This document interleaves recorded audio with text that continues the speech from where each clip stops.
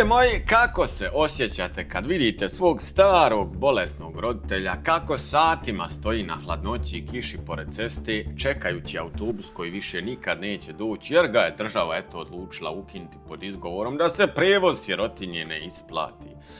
Zašto su naša sela i naša djeca preko noći prepuštena divljini i izolaciji dok političari istovremeno troše milijune na luksuzne automobile i udobne fotelje? Poštovani gledatelji, ja sam brate Asim, jedini glas koji u ovom medijskom mraku smije javno izgovoriti ono što vi mislite. Slušajte me dobro. Ako imate petlje da pogledate istini u oči, ako vam je dosta da ovi u foteljama izoluju naš narod dok oni broje milijune, dokažite to jednim klikom na dugmo za pretplatu, podijelite ovaj video na sve mreže jer oni se najviše plaše kada se istina, dragi moji, širi bez cenzure. Samim time, vaša pretplata danas je vaš lični potpis na borbu za dostojanstvo vaše porodice. Kliknite, dragi moji, na to dugme i pokažimo im kolika je stvarna snaga naroda. Znači, idemo odmah bez presaravanja tamo gdje najviše boli, na puste autobuske stanice i u hladne, zaboravljene čekaonice. Svaki dan slušamo lažne priče političara o razvoju, o tome kako moramo sačuvati sela i kako se navodno bore za ostanak ljudi na ovim prostorima. A na terenu, narode moj, surova i jadna realnost. Znači, ukine se linija koja je vozila 30 godina jer je privatni prijevoznik izračunao da mu je zarada opala, mala, spala, nema je. I država na to sve mirno žmiri, ministarstvo ne reaguje, nitko ne pita kako će baka iz nekog sela stići do prve apoteke ili kako će dijete pak stići na prve časove u srednju školu.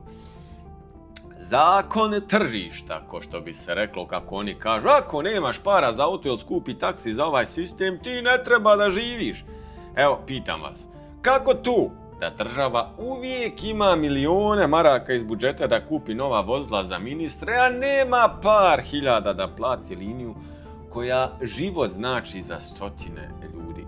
Znači, za njihove službene puteve i ručkove kasa je uvijek puna, a za autobuse koji treba da povežu narod s bolnicom i školom nema ni jedne jedine marke, nema ni kerme. I dok se oni voze, dragi moji, u luksuzu sa klimom i kožnim sjedišćima, pošten narod stoji na cesti, na kiši, u snijegu, čekajući prijevoz koji nikad neće doći.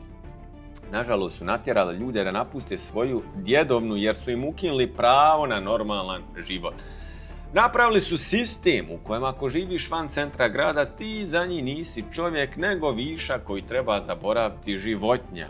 To nije nikakva ekonomska računica, to je klasično i sramotno ubijanje našeg sela i tjeranje naroda sa sopstvenog praga, tjeranje naroda sa sopstvenih ognjišta.